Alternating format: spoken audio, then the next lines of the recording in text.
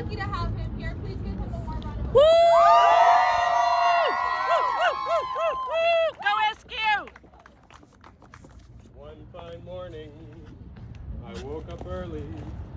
Bella ciao, bella ciao, bella ciao.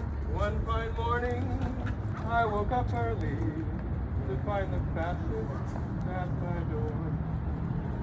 Friends, my name is SQ, and I stand before you today as an example of the common American. I'm an artist and a working citizen. I do not come from a family of wealth or affluence. I did not go to the best schools. And in truth, there have been many times in my life where I did not know how I would afford my next meal. I've been houseless, penniless, and hopeless in the so-called richest country in the world. Yet I'm one of the lucky ones. Many of our fellow Americans live in much more dire circumstances than I live. You can't call this country rich. Nope. You can't do it. Nope. America has become a bastardized version of itself that exists for one purpose, to protect and serve the interests of the ruling class. That's simply not sustainable. Nope. This is a clear and present existential threat to the whole of humanity. This cannot stand. Nope. When asked for which group I'd like to present today, I was torn. Two groups I identify with, the BIPOC and LGBTQ+ communities, have faced grave injustices that I can and will fight to rectify. Yeah. However, I choose to speak as a member of a group that we all belong to, the 99%, the working class proletariat. It's my firm belief that in today's battle for the future of this country, it is not left versus right. It's up versus down. Donald Trump demonstrated his guest list at his inauguration. The enemy of the common American is the ultra-wealthy, technocratic ruling class. We, at the bottom, must find common ground and unite.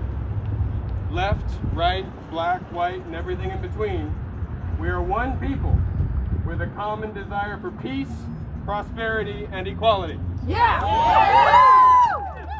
many of us today who are apathetic towards the current state of society.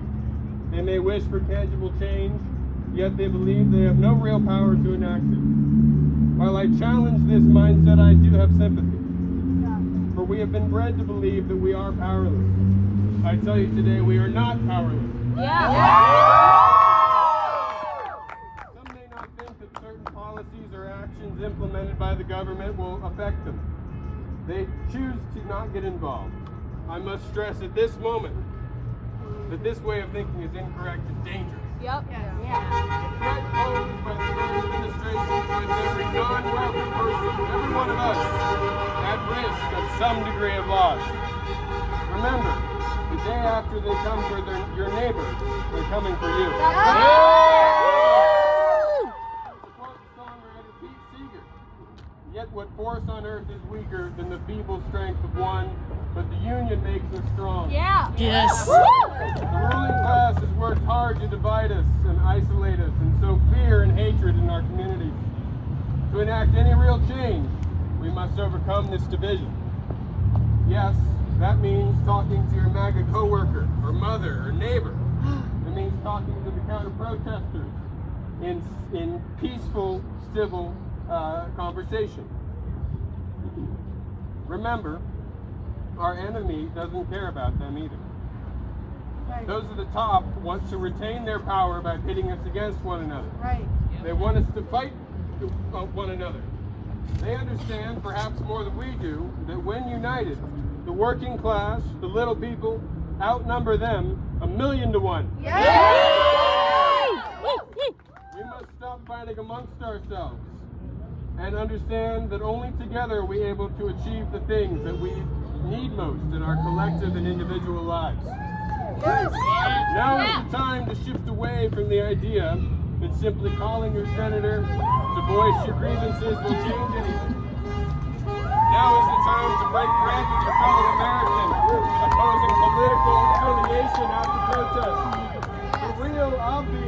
cultural change, Yeah. we must be prepared to do something more than post our grievances on TikTok. Yeah. I stand before you today calling on you to do something drastic to improve the future of your children. I do so because I understand that we are quickly running out of time. Yeah.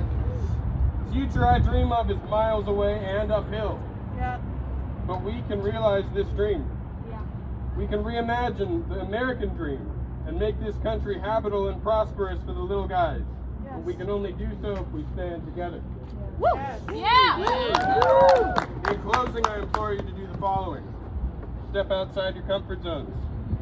Every day, commit justifiable acts of civil disobedience. Yep. Every day. Yeah. Yeah. Wake up every morning with revolution on your mind. Yes, yes. The road to a brighter tomorrow is not compatible with the status quo. Right.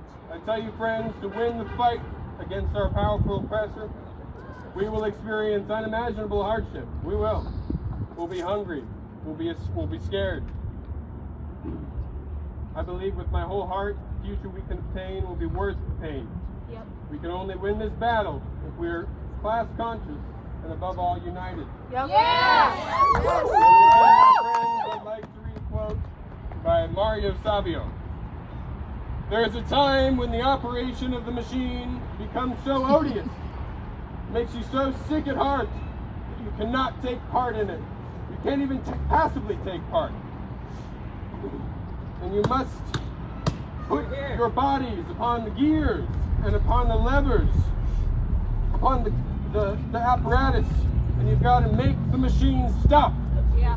You've got to indicate to the people who run it, to the people that own it, that unless you're free, the machine will be prevented from working at all.